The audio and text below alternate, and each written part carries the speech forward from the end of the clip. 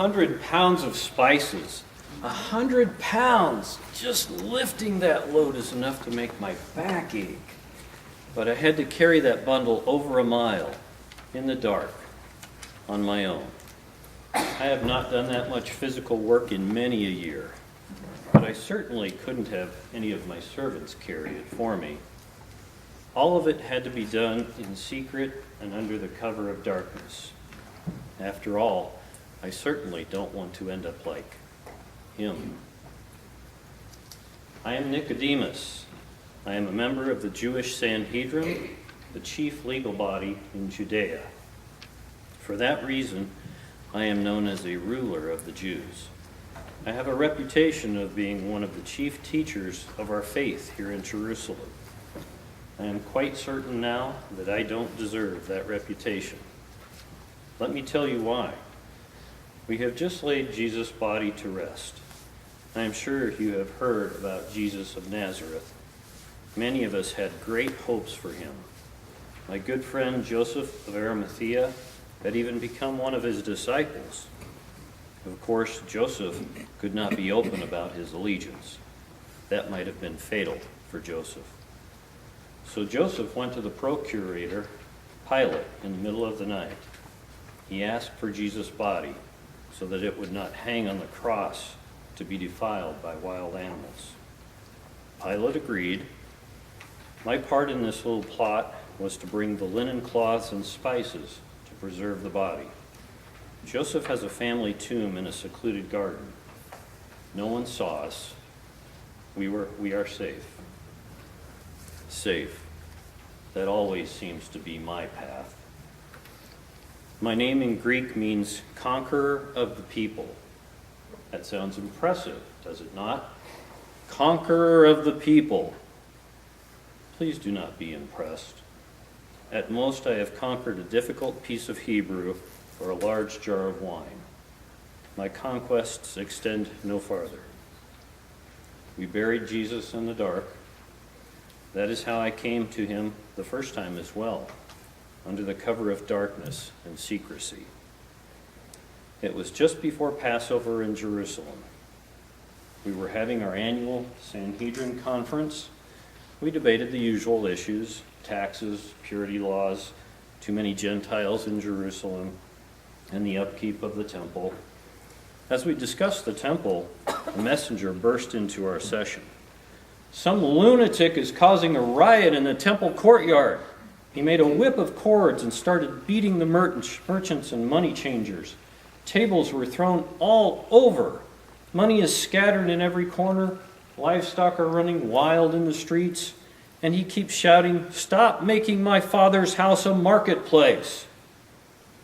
We all ran into the courtyard and saw him, Jesus of Nazareth. He was covered in sweat, gasping for breath. "What is the meaning of this?" the chief priest screamed. "What sign can you show us for doing this?" Jesus raised his chin in defiance. "Destroy this temple, and in 3 days I will raise it up." "Are you mad?" the chief priest laughed. "It has taken Herod 46 years to build the temple, and it is not yet finished. How will you do the job in 3 days?"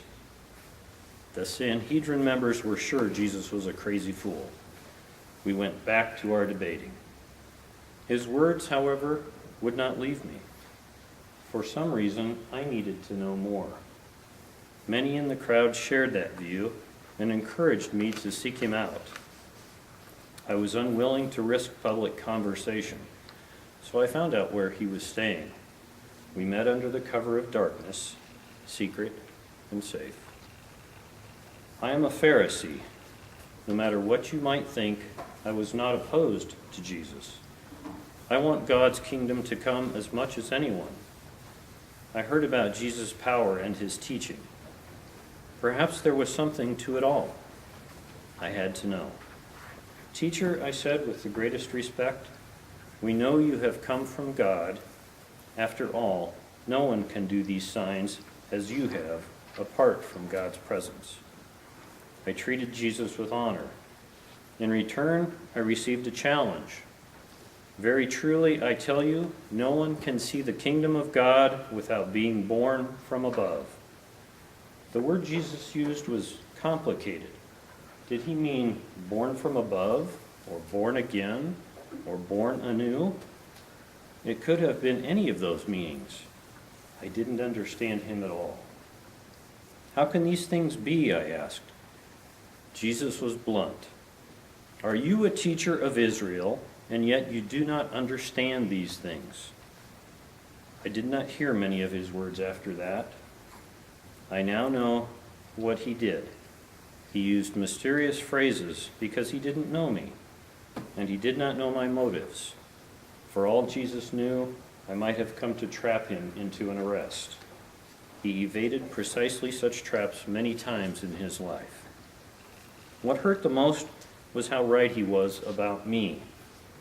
"Very truly I tell you," he said to me, "we speak of what we know and testify to what we have seen, yet you do not receive our testimony." That was it. I did understand, but I did not like what I heard. Jesus talked about a whole new way of living in God's kingdom. For centuries, we had been trying to find our way to God. Now Jesus said that God was coming to us, and God was coming to us through him. I came to Jesus in darkness, and that was the problem. I did not hear many of his words, but these words have stuck with me. And this is the judgment, that the light has come into the world, and people loved darkness rather than light, because their deeds were evil. I was safe in the dark. I was afraid to come into the light. I was afraid to change my mind. After that, I left, but I was not the same. Some months later, Jesus came to Jerusalem again. It was the Festival of Booths, the time when we Jews celebrate the gift of God's law to Moses. In the middle of the festival, Jesus began teaching in the temple. The crowd debated whether he was from God or not. He was persuading large numbers of people that he was right. I was becoming more and more convinced. The Sanhedrin debated the issue briefly. Then a vote was taken. The council sent a temple guard to arrest Jesus for blasphemy. The guards, however, took some time to listen to Jesus. They hesitated. They returned to the authorities empty-handed. "Why did you not arrest him?" the authorities demanded. "Never has anyone spoken like this," the officers of the guard replied. The authorities scoffed. They described the crowd as ignorant of the law and cursed by God. I was not ready to take a public stand on Jesus, but I could not let this terrible process continue. I stood up before the council and raised a point of order. Our law does not judge people without first giving them a hearing to find out what they are doing, does it? I asked. The president of the council responded with an insult. "Surely you are not also from Galilee, are you?" he sneered. "Search and you will see that no prophet is to arise from Galilee." I was publicly humiliated. But at least I bought Jesus some time. He was gone before they could send the guards back to the temple. This last time, however, he did not escape. He came once again for the Passover. This time the chief priests had an inside contact. They bought off one of the disciples. They arrested him in the Garden of Gethsemane. The trial was quick, merely a formality. I could have spoken in his defense, but it would have made no difference. All that would have happened is that I would have ended up dead alongside him. And courage is not my strong suit, remember? The Romans crucified him at the place of the skull. He was one more failed Messiah, humiliated and broken by the might of the Roman eagle. Joseph decided that Jesus had endured enough. That is when he asked to be allowed to bury the body. I may be short on courage, but I have plenty of money, so I bought the spices and the sheets. If only a strong backbone could also be so easily purchased. I sought him out in the dark, but I know that I cannot remain in that darkness. I remember now some of his words from that first encounter. But those who do what is true come to the light. And he said, and he looked closely at me, so that it may be clearly seen that their deeds have been done in God. I have lived in the darkness long enough. Now he is buried with respect and honor.